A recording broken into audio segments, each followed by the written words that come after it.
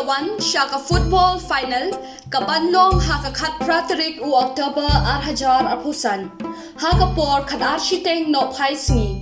yakaba en penkhalai no yaka lucky draw JONG ka St. Mary's Higher Secondary School Rangblang hakapor saubaje no paisngi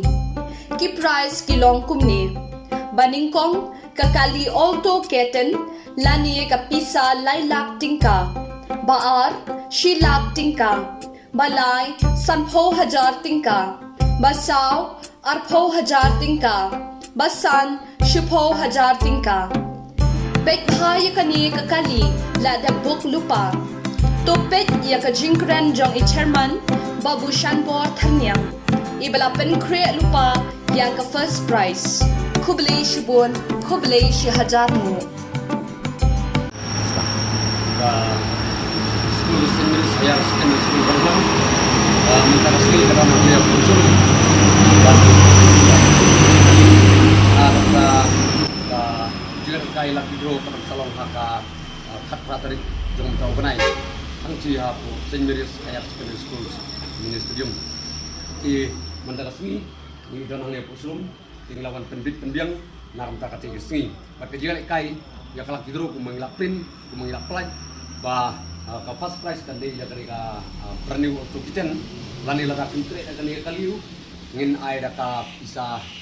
cash prize ka balai lak tingkang di mentang lak pen krek na dong sidong bat ke jele kai kan long be ha tapi gesi khat patrik punai dispose na mar jarapsan bat ka por kan long be tek ha ka por sabuji bat kumunju pen kamau bahati gesni khat patrik kan don ke jele kai final football ada gesni hak por sabuji diringet ka ninyo pan penyelek kai tik ya kati kalau hidro di nak entai di price di bakam cilindru nak kalian jong ke school kalau pen krek secet kalau ada bu lupa kalau ada mang lupa di ngangit ba baru biasa menta ya kani kalau hidro kati sini berkiblat ada tik yang jiket so bari sumareki WhatsApp page atau sini nomor hati sini ingin I live di watara primuan ko yang di sini ru pihak penpelih di mobile di nomor kapor no cimi price kan dia live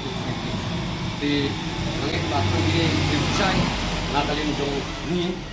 di beripik ya ketika kalau terus di sini di Kublai pun sesi mentalem ya kan kalau terus jong ke school jong ke St. Mary's Higher Secondary School Rangblang Kublai pun